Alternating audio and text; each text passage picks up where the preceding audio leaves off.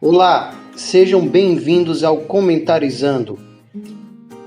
Hoje entraremos na segunda parte do capítulo 1, onde Paulo faz uma oração clamando para que as bênçãos que vimos nos versos 3 ao 14 sejam recebidas pelo povo de Deus e que eles entendam que elas já estão completas. Simbora para o vídeo.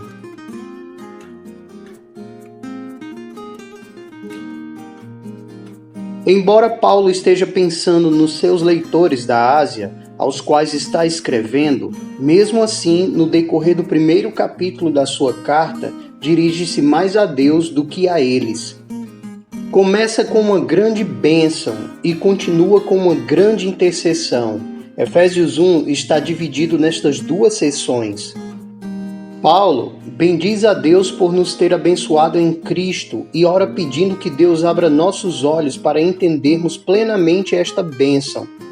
Para se ter uma vida cristã saudável, é importante seguir o exemplo de Paulo e manter unidos o louvor e a oração. Muitos não conseguem este equilíbrio. Alguns cristãos apenas oram em favor de novas bênçãos espirituais, aparentemente ignorando o fato de que Deus já os abençoou em Cristo com toda bênção espiritual. Outros dão tanta ênfase à verdade que em Cristo tudo já é deles, que se tornam negligentes e não demonstram vontade de conhecer ou experimentar com maior profundidade seus privilégios em Cristo. Ambos se desviam do ensino das Escrituras, perdendo assim o equilíbrio espiritual. O que Paulo faz em Efésios 1 é nos encorajar a continuar louvando a Deus, porque em Cristo todas as bênçãos espirituais são nossas, e também continua orando para que conheçamos a plenitude daquilo que Ele nos deu. Se mantivermos juntos o louvor e a oração, as ações de graças e a petição, isso nos ajudará a manter o nosso equilíbrio espiritual. Outro aspecto nos chama a atenção. Ambas são essencialmente trinitarianas. Estão dirigidas a Deus Pai, as ações de graças ao Deus e Pai de nosso Senhor Jesus Cristo e a intercessão ao Deus de nosso Senhor Jesus Cristo, que também é chamado de o Pai da Glória ou Glorioso Pai. Além disso, as duas se referem especificamente à obra de Deus em e através de Cristo, porque de um lado nos tem abençoado em Cristo e por outro exerceu em Cristo um ato de poder quando o ressuscitou e o entronizou.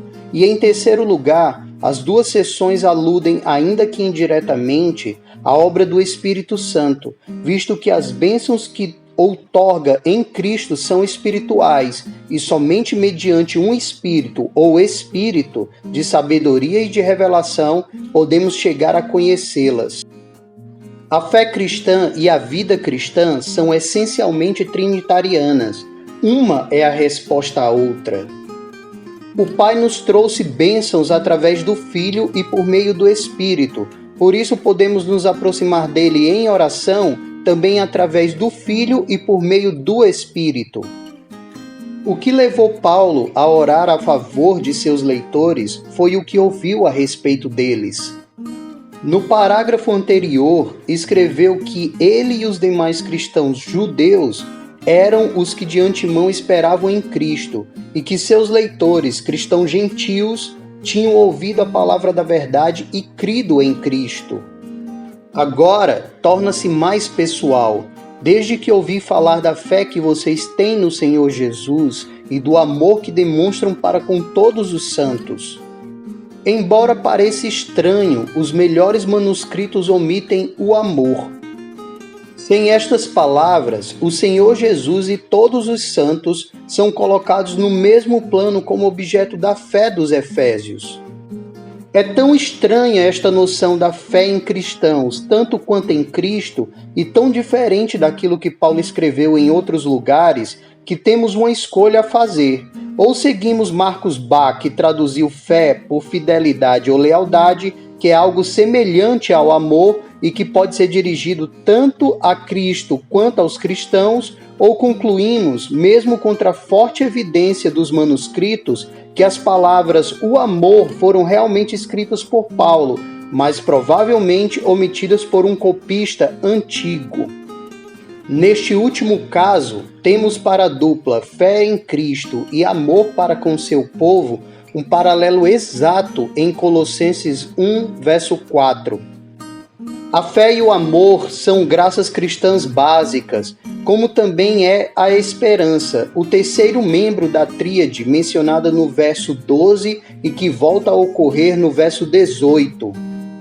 É impossível estar em Cristo e não se achar atraído tanto a Ele na fé como a seu povo em amor, a todos eles também, neste caso, os judeus e os gentios, sem distinção. Tendo ouvido falar da fé e do amor que eles expressavam, Paulo diz que não cessa de dar graças a Deus por eles, reconhecendo-o como o autor de ambas as qualidades, e depois intercede por eles, porque a despeito da sua incessante gratidão a Deus por eles, ainda não está satisfeito. Qual é então o seu pedido? Não é que recebam uma segunda bênção, mas sim que reconheçam toda a extensão da bênção que já receberam. Sendo assim, a essência da sua oração por eles é para saberdes. Embora suas outras orações registradas tenham um alcance maior do que esta, todas incluem uma petição semelhante, ou pelo poder para compreender, ou pelo conhecimento da sua vontade em toda sabedoria e entendimento espiritual, ou pelo pleno conhecimento e toda percepção. Crescer no conhecimento é indispensável para crescer na santidade. Na realidade, o conhecimento e a santidade estão ainda mais intimamente ligados do que como meio e fim. O conhecimento em prol do qual Paulo ora é melhor entendido pelo conceito hebraico, pois acrescenta o conhecimento da experiência ao conhecimento do entendimento, e também enfatiza o pleno conhecimento dele, conhecimento pessoal do próprio Deus, como contexto dentro do qual é para sabermos qual é, ou seja, para que cheguemos a conhecer verdades sobre ele. Não existe nenhum conhecimento maior do que o conhecimento do próprio Deus. Conforme a expressão de Adolf Monod, a filosofia que toma o homem por centro diz: conhece-te a ti mesmo. Somente a palavra inspirada que procede de Deus tem conseguido dizer conhece a Deus. Tal conhecimento é impossível sem a revelação por meio da palavra. Paulo ora para que Deus conceda a eles o espírito de sabedoria e de revelação no pleno conhecimento dele. Embora o texto citado escreva espírito com a inicial minúscula, é provável que a referência seja ao Espírito Santo, visto que as Escrituras falam dele como sendo o Espírito da verdade, o agente da revelação e o mestre do povo de Deus. Não se trata de pedirmos a Deus que dê o próprio Espírito àqueles que já o receberam e que foram selados com ele, mas sim que podemos e devemos orar a favor do seu ministério de iluminação. É por causa da sua confiança neste ministério do Espírito que Paulo pode continuar sua oração, iluminados os olhos do vosso coração para saberdes. Na linguagem bíblica, o coração é o completo eu, que consiste da mente bem como da emoção. Portanto, os olhos do coração são simplesmente nossos olhos interiores, que precisam ser abertos ou iluminados antes de podermos compreender a verdade de Deus. O apóstolo agora reúne 3 grandes verdades que deseja que seus leitores, através da iluminação do Espírito Santo, saibam na mente e na experiência. Elas referem-se ao chamado, à herança e ao poder de Deus. Mais especificamente, ora para que conheçam a esperança do chamado de Deus, a glória, até mesmo a riqueza da glória da sua herança, e a grandeza, até mesmo a suprema grandeza do seu poder.